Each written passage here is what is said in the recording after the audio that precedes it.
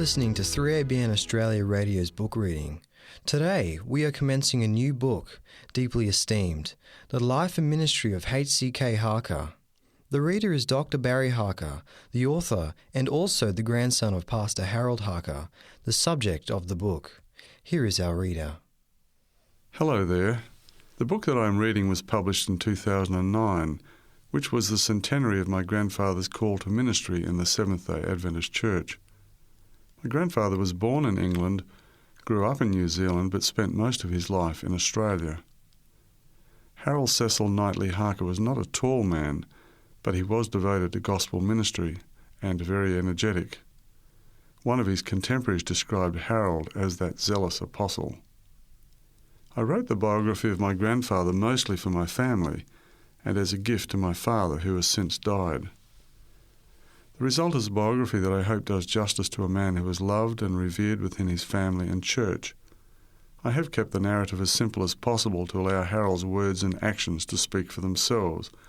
What emerges is a man of faith and courage who cheerfully overcame obstacles and difficulties to fulfil his call to pastoral evangelism. When my grandfather began his denominational service in New Zealand in 1897, Queen Victoria was the British sovereign, powered flight was in the future, and Australia, where he was to minister for most of his life, was a collection of self-governing British colonies. When he laid down his spiritual armour in 1963, two devastating world wars had taken place, the space age had dawned, and the Cuban Missile Crisis was receding into history. One of Harold's favourite themes was the way in which the Lord helped his people, and it's fitting that he was able to experience the providences of God in so many remarkable ways, in a period characterised by the rapid growth of the Seventh-day Adventist Church into a worldwide presence. Whether or not you share Harold's faith, I hope that you'll enjoy the story of a man who lived his faith and left this world a better place. Chapter 1. Distant Shores. William Harker paced the floor. The sound of the deadly undertow sucking back the pebbles on Chesil Beach rhythmically punctuated the silence. A baby's cry from an adjoining room startled William. A few minutes later, the door opened and the doctor appeared. "It's a boy, Mr. Harker. Mother and baby are well. You can see them now." "Thank you, Doctor," William replied. "Look, William, he has blue eyes." Elizabeth spoke to her husband softly as he picked up the little boy. "Yes, and they have a touch of grey too," William mused as he cradled his new son in his arms. "He is a fine baby. The children will love him," Elizabeth added. "Yes, I'm sure they will welcome little Harold to the family," William responded. It is December 12, 1877, at Clearmount in the village of Wyke Regis, Dorset, England. Harold Cecil Knightley Harker is William and Elizabeth Harker's sixth child. Harold was soon presented to his sisters Florence, Leila and Laura, his brothers Malcolm and George, and to Lillian, Ellen, and Reginald, William's children from a former marriage. The children were excited to have another boy in the family, and Harold was accepted at once. The following year passed quietly for the Harker family. Another addition to the family was expected in January 1879. When the time for the birth arrived, Elizabeth experienced a long and difficult labour. The doctor came to the room where William waited. "Your wife has given birth to twins, Mr. Harker. Only one baby has survived, a boy, and your wife has experienced complications." "Will Elizabeth come through this, Doctor?" William asked. "I'm not hopeful, Mr. Harker.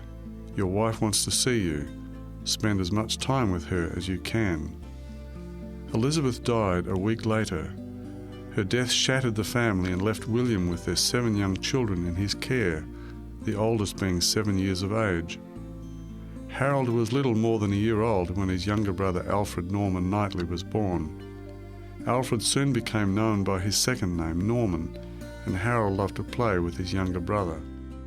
In time, William arranged for the children to go to boarding schools operated by the High Church of England.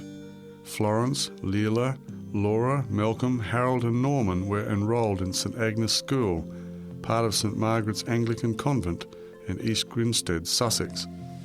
East Grinstead is south of London. It was difficult for these children to be deprived of their mother, and now they had to bear the additional loss of daily contact with their father. They became especially close as they tried to preserve some sense of their family identity in such forbidding circumstances. Lillian was also at St Agnes, and being a few years older than Florence helped to care for the younger children. William felt the need for a complete change after Elizabeth's death. He had lived abroad with his family previously. 2 of William and Elizabeth's daughters were born during these absences from England. Leila was born in France and Laura was born in the Channel Islands. William, a gentleman, was a colonial broker. His father, George, was a rich spice merchant with helpful connections. William thought that a new life in the British Dominion of New Zealand would be ideal. He resolved to migrate there. William went ahead of his children and arrived in New Zealand in 1881 and settled in Napier, Hawke's Bay, on the eastern side of the North Island. He lived at Harwarden Cottage and wasted no time in becoming a part of the Napier community. William played cricket for the Patani Cricket Club, later becoming its chairman.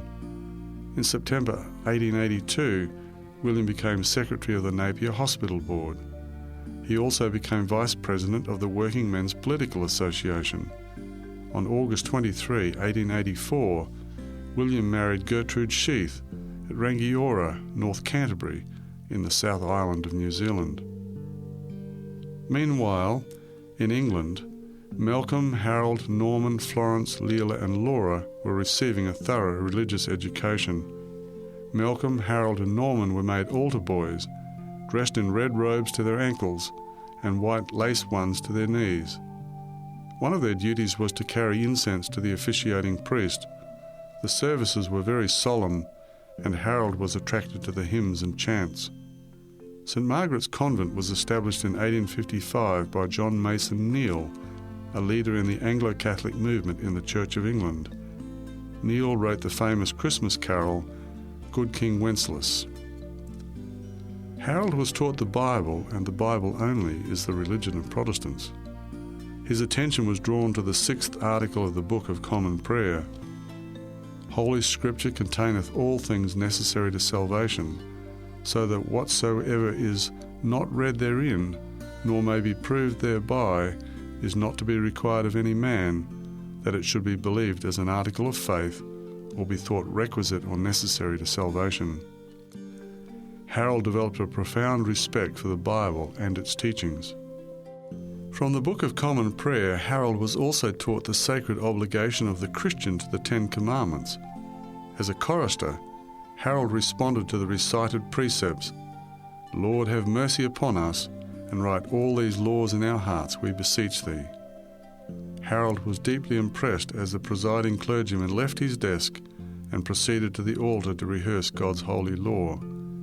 The small boy with curly hair was drawn to religious observances. Despite the loss of their family life, the children's lives were not deprived of all enjoyment. They were treated well at St Agnes School and received visits from close relatives. Their aunties took them to France during the summer holidays. Florence, Leila and Laura were very protective of their younger brothers, and the bonds between the children continued to grow stronger. Finally, the time came for the children to join William in New Zealand. In 1885, in the care of an English lady, Harold and his brothers and sisters made the trip to New Zealand on the 4-masted steamer, Ionic. The large party of children and their governess boarded Ionic at Gravesend on the River Thames.